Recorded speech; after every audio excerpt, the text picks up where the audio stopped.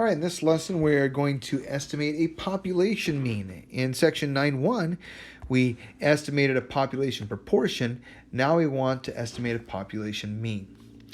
Remember, a mean of a population is a value that we don't know. So as we're doing this, keep in mind that mu of the true mu is unknown. All right? We don't really know that in most cases. All right, so if we're talking about something in something about all Americans, what is the average height of all Americans? Well, we don't really know that unless you actually talk to all Americans, which I don't think anyone has done to measure their heights because it's always changing. Okay, so but we want to estimate that real value. It exists, but probably we don't know it. But we have a point estimate that we can get, which is a number that we can use to estimate the population mean, mu. And we call that the sample mean, x bar. We've seen that, and we've used that, and we're going to now use it to estimate mu. All right, so let's start with an example. So let's compute a point estimate. So pennies are minted after 1982, that were minted. They're made from 97.5% zinc and 2.5% copper. And the following data here represents their weights in grams of 17 random selected pennies minted after 1982. So let's assume these are a simple random sample, all right? So let's estimate the population mean weight of pennies minted after 1982. All right, so go ahead and we'll punch these into our calculator into a list here and get the sample mean from that because we're going to need that. So you can pause, take a moment to enter it there if you want to follow along. We're going to use our stat edit and we'll get that. And then we're going to go ahead and use the stat and calculate. We'll calculate the 1var stats. And we should get something like this. So we end up with an x bar of 2.464. All right, so let's jot that down, 2.464. And so that gives us our point estimate of mu, 2.464 grams. All right. So now we want to find a confidence interval, and it's going to be very similar to what we did in the last lesson, but instead of using a z-score, we're going to use something called a t-score, all right? But we use it in a similar way. T-score is very similar to a z-score, all right? So this is called a student's t-score. Student is actually someone's name. It doesn't have anything to do with a teacher student. But a t-distribution is a chart that takes into account something called degrees of freedom.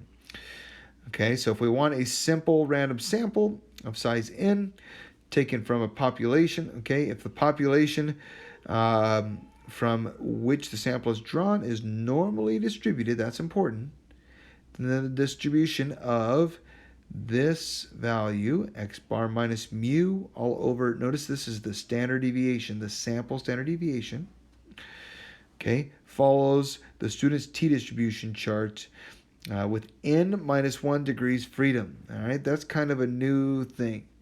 We'll talk more about that in a moment, where x bar is the sample mean and s is the standard sample standard deviation. So a t-distribution table is going to look a whole lot like a z-distribution table. We're going to use it in a very similar way here. And there's lots of these available online, and we'll have a link in our class to this one. All right, and we have the same idea. These are going to be areas, and these are t-scores instead of z-scores. And we'll talk about degrees of freedom. So basically what this degrees of freedom means is this is the number of independent values that we have in our sample, all right? And by independent, what that means is this. If we know, let's say we have 3 items, and we know that the average of these 3 items is 4. Okay? Well, if the first item is 3, and we know the second item is 5, we don't need to know this third item. Because if I know these average to 4, well, they got to add up to 12, so this has to be 4. Okay? So this one is not independent. I don't need to know this value if I know the mean. So this would have 2 degrees of freedom in this little situation, because one of the values, the last one, was kind of determined by the mean. Let me do a maybe a different example, because that I used 4 twice there. Okay, again, let's say we had a mean of 5. Okay, 3 times 5 is 15. All right, if this is 2 and this is let's say 7. All right, 2 plus 7 is 9. If I know that the mean is 5 of these 3 numbers, I don't need to be told this number. It has to be 6. Because if I make this 6, then these add up to 15. 15 divided by 3 is 5. So this one is predetermined by the fact that we know the mean. So this was not a free value. There are 2 free values, and they determine the last one. All right? So that's kind of where it comes from. You don't need to know that, understand that too much, but that's kind of where it's coming from. All right, so how do we use this? Well, suppose we have 1,000 simple random samples of size n equals 5 from a normal population. All right, so we're coming from a normal population. That's good to know. Okay, and we're told we know what mu is, and we know what the sigma is, the standard deviation. Mu is 50, standard deviation is 10. So determine the sample mean and the sample standard deviation for each of these samples. All right. And then we're going to compute the z-score and the t-score. All right. Well, we're going to let the computer do all this. All right. So with this information for 1,000 random samples of size n equals 5, okay, if we compute the z-score, which is x bar minus mu all over sigma over the square root of n, and we compute the t-score, which is x bar minus mu all over the sample standard deviation of whatever the sample is, divided by the square root of n. All right. So if we compare these two, then we end up with this situation. Okay. So since we're talking about means here, these are the z-scores of 1,000 different samples, and these are the t-scores of 1,000 different samples. Okay. Are they both symmetric? Yes. Okay. Is the spread of the data different? Yes. Okay. So this one you'll notice. Okay. So they're both bell curved. Yes. Okay. Is the spread different? Well, notice we do have a few out here on this t-score. Okay. But it's a little bit more bell curve. They're a little tighter around this here. So they're a little different here, but the key is that it turns out that the t-distribution is a little closer to normal. That's the idea. All right. So when we're using means, the t-distribution is a little better, gives us better results. Okay. So properties of the t-distribution. All right. Well, this t-distribution here is different for different degrees of freedom. All right, so it depends on the number of values that we have, number of degrees of freedom, which basically comes from the number of data items, in many cases -1. T-distribution is centered at 0, just like the z distribution.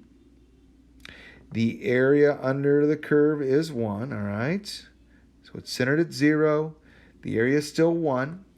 Okay, just like our normal distribution, area to the left is 50%, area to the right is 50%. Okay, so it's split down the middle. As a t increases or decreases without bound, the graph approaches but never equals 0.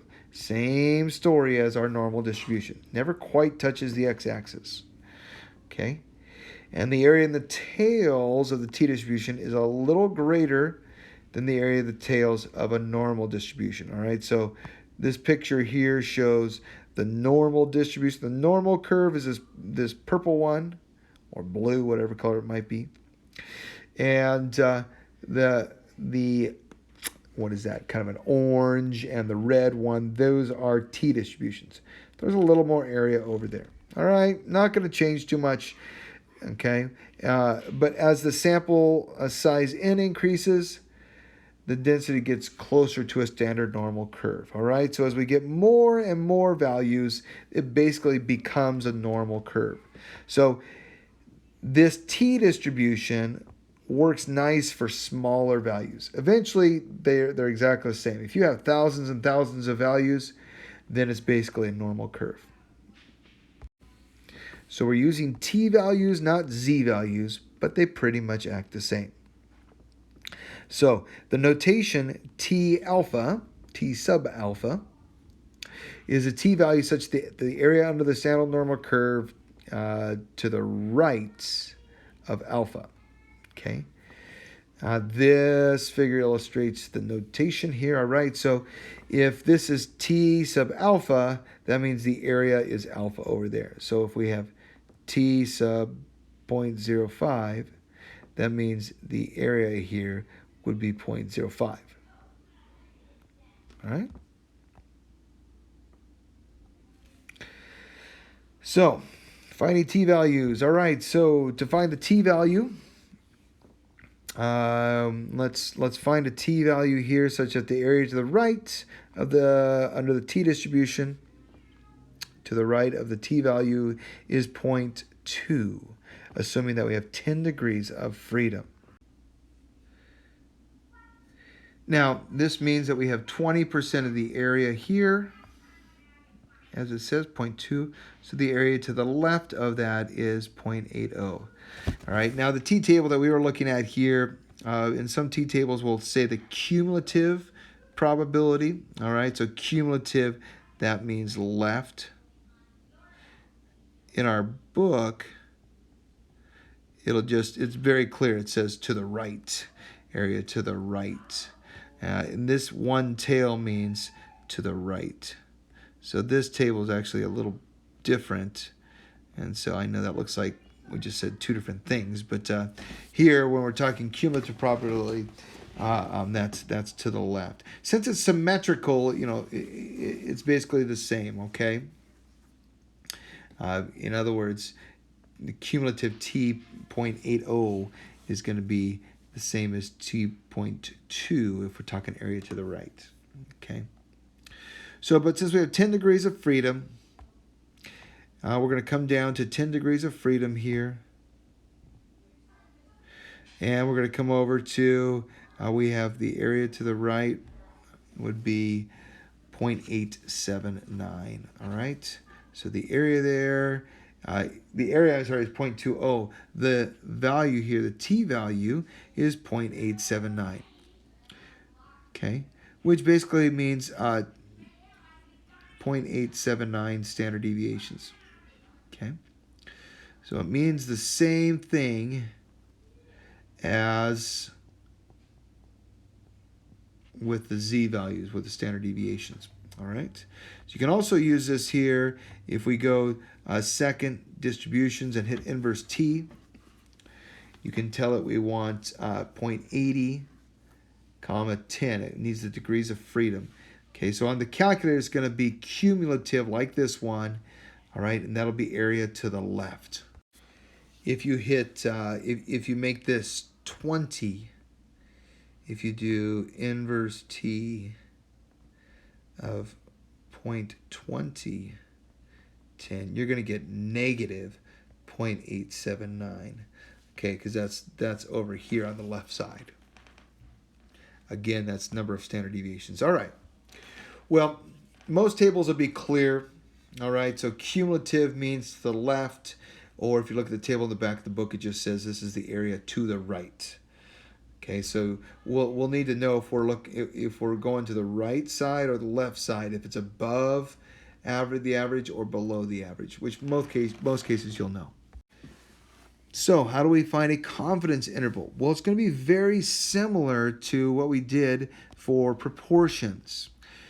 Okay, so if we have these things, all right, so if we have sample data from a simple random sample, okay, so it's got to be a random sample. If the sample size is small relative to the population size, okay, so n is less than 5% of the whole population. And if the data comes from a population that is normally distributed, all right, so that's important. It's got to come from a population that's normally distributed here, okay? Or if we have a large sample. So if those things are true, then we can find a confidence interval, a 1 minus alpha confidence interval for mu, which we don't know mu. Okay, and the way we're going to find it is we're going to take our x bar and we're going to subtract this margin of error. That's our margin of error.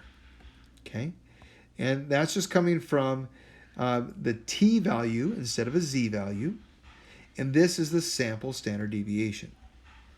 Okay, so remember that. Remember, this is the standard deviation of x bar. You should recognize that formula. Okay, so we basically have x minus t of alpha over 2 times the standard deviation of x bar. Okay, that's really all that's going on there. And then to find the upper bound, we're going to do the opposite. We're going to add that. Again, this is really just x plus t, the t value, which tells us the number of standard deviations, times the standard deviation of the means. S over the square root of n. And then it's important that we know the degrees of freedom when we use that when we find the t value. All right, let's try it out. So let's do a 99% confidence interval about the population mean weight in grams of pennies after 1982. And we'll assume that the standard deviation is 0.02 of the population. Okay, so our alpha level is 100% minus 99%, which is 1%. And then alpha divided by 2 is 0.005. That's half of 1%. All right, so let's find a t value using that. All right, so our t value, if we got 0.005, now, so what that means is we have a bell curve. We got 0 in the middle, okay? And we've got 99% in the middle. We have the area here is 0.005, and the area over here is 0.005. Those are the areas, okay? So if we use inverse t of 0.005, and our degrees of freedom we said was, well, how many do we have? Notice that we have n minus 1 degrees of freedom, so that's important. We need n minus 1 degrees of freedom. Well, n here is 17. We have 17 values. So n minus 1 is 16. So our degrees of freedom is 16. So our degrees of freedom is 16. Well, let's look at our table to start with here. So we have our cumulative probability is 0.005, all right? So if we point 0.005, that's over here, okay? So one tail, that's the area in one tail, 0.005. The area of the two tails, the tails of those little ends, is 0.01. This is the column we want, okay? 0.005 is the area in one tail. 0.001 is the area in two tails. Okay. If you look in your the table in your book, it'll just say 0.005. Now, the reason why I like this table here is that it tells us right at the bottom this is a confidence level of 99%. That's a handy little thing. Confidence level 99%. We're using this row here, or column, I should say. And we have 16 degrees of freedom. So our degrees of freedom is 16. So we're going to go down to 16. And we're going to go over to our column that has 99%, or 0.005 in one tail. And there's our t-value, 2.921. All right? So this gives us 2.921. So we have our t-value, 2.921. So if you want use this inverse t-value, by the way, you'll get the negative version because it's negative over here, it's positive over here. So what we just found is that this is negative 2.921 standard deviations away. This is 2.921. So you can just drop the negative. You'll see why in a second. We just got that now. Okay, so our standard deviation from our calculator, if we go back to our one-bar stats, from our calculator, our standard deviation, our sample standard deviation was 0.0177. We can round that off, it's probably fine. So S is 0.0177. So now we have everything we need to do to find our upper and lower bounds. Okay, so we know the sample standard deviation. Okay, but we're going to need to find the standard deviation of the means. That's sigma x bar. Remember that? Remember the formula, sigma x bar is S over the square root of n. That's what's going on here. So our mean was 2.46. And we're going to subtract our t-value, which is the number of standard deviations. And you see, there's the minus right there. I'm subtracting. That's why we could just drop the minus when we did the inverse t. And S is 0.0177 divided by the square root of 17. Okay. And we punch that all into our calculator, and we get 2.447. Then we're going to do the same thing, but we're just going to change it to a plus. Again, noticing this could be positive or negative because we're going to both sides over here. Now we're doing the plus version. So I'd recommend just take your calculator, hit second entry, and change the minus to a plus. All right, so second entry and change it to a plus, and we get 2.473. All right, so what that means is this, that we are 99% confident that the mean weight of pennies minted between 1982 is between, now we should go ahead and round this, we can round this to 2.45 grams, we'll round this to 2.45, and 2.47. Since the original ones were only given to us in 2 decimal places, we can't get more accurate than that. All right.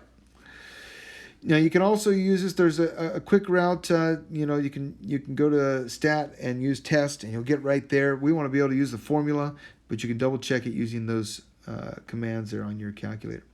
All right. So again, what happened? We found a t-value, which is like a z-value, and we multiplied it by the standard deviation. It's just the standard deviation of the means. So we take our estimate x bar and we subtract that error. This is the error. And we take the x bar and we add the error. Okay? And that gave us these 2 boundary points for our confidence interval. And once again, what we can say, what that means is we're 99% sure that the true value of mu falls somewhere in between there. I don't know exactly what it is, but I'm pretty confident it falls somewhere in between there. So the last thing we need to look at here is how do we find the number of data items that we need in order to get a particular error. Let's say we want to be precise. We need to know how many data items we should survey. All right? So here's a formula for the sample size required to estimate the population mu given a level of confidence, 1 minus alpha, with a specified margin of error E. So we're given an error E, okay? And that's going to be given. We got to choose that. And then we're given a level of confidence, and then we can figure out the number using this formula, our Z value times the standard deviation divided by the error that we want. Okay? And we'll round to the nearest whole number. All right? So, going back to the pennies, how large a sample would you require to estimate the mean weight of a penny within 0.05 grams with a 99% confidence?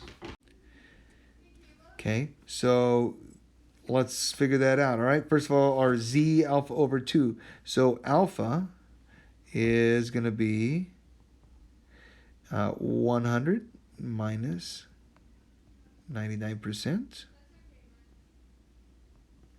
which is 1% or 0.01. So alpha over 2 is half of 0.01, which is 0.005. So we need Z of 0.005. Now, did you catch that we switched back to Z values instead of T values? Well, the reason is we don't know degrees of freedom because we don't know what N is. You can't know degrees of freedom if you don't know what N is. So this is a Z value, not a T value, okay? So it is Z, it's supposed to be Z. So we're going to use inverse Z, or inverse norm, because Z values is norm. Okay, inverse norm of 0.005. And actually, that's it. That's all we need.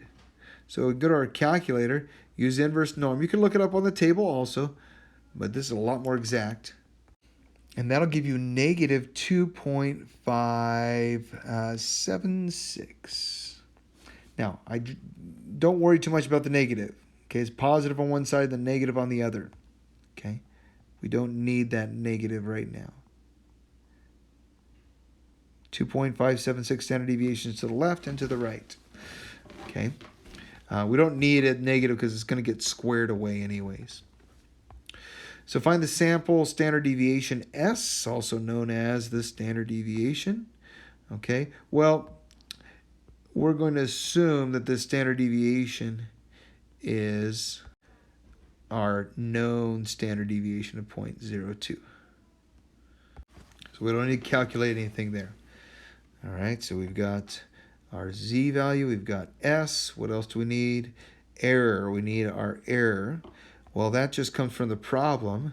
The error is how far off do you want to be? We want to be off by no more than 0.005. That's how far off we want to be, okay, at most. So we can now calculate it. We've got all the parts that we need, and so let's go for it.